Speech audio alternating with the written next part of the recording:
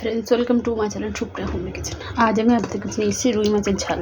তো যার জন্য দেখুন, কড়াইতে বেশ খানিকটা তেল দিয়ে দিলাম।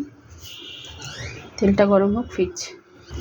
তেলটা গরম হয়ে গেছে, এবার আমি মাছগুলো এক একে ভেজে নেব। মাছগুলো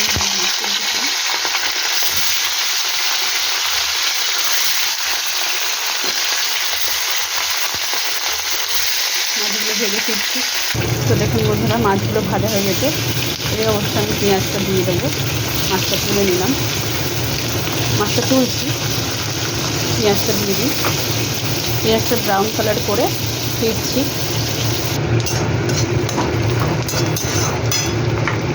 টমেটো দিয়ে দেবো, ভাজা হয়ে গেছে। এই একটু রুই মাছের ঝাল করে, রুই মাছটা এমনি আমরা কম খাই, তো ভাবলাম একটু লঙ্কা হলুদ দিয়ে ঝালই করে নিই ভাজা খাবার থেকে।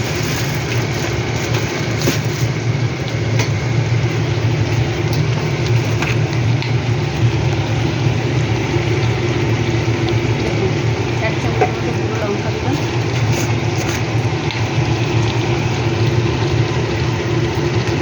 হাফ চামচ মতো হলুদ গুঁড়ো দিলাম।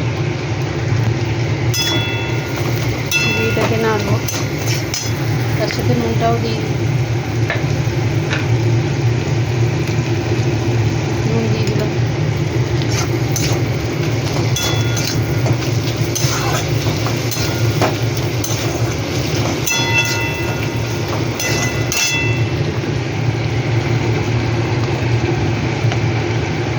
পরে ফিরছি।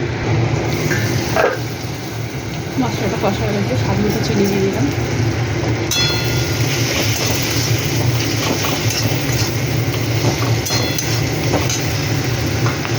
এবার মাছ ভাজাটা দিয়ে দিলাম। মাছ ভাজাটা একটু কষবো, জোরে দিলাম।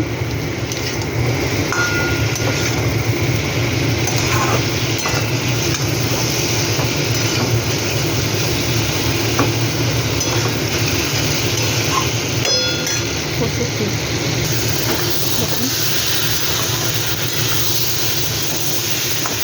মাছ দিয়ে ভালো করে কষা হয়ে গেলো। এবার সামনে একটু জল দিয়ে দেবো।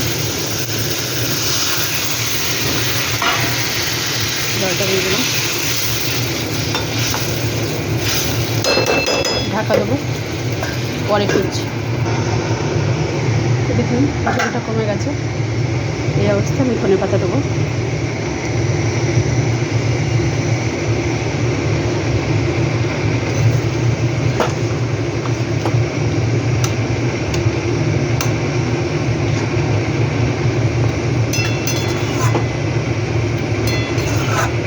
ঢাকা দেবো, 2 মিনিট পরে ফিরছি। তো বন্ধুরা 2 মিনিট হয়ে গেছে, দেখুন আর একটু ঝোলটা কমবে।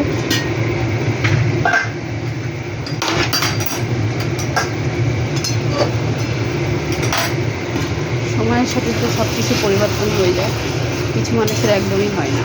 তো যাই হোক, বাদ দিন এসব কথা বন্ধুরা। দেখুন, তো আমার রান্নাটা হয়ে গেছে কমপ্লিট।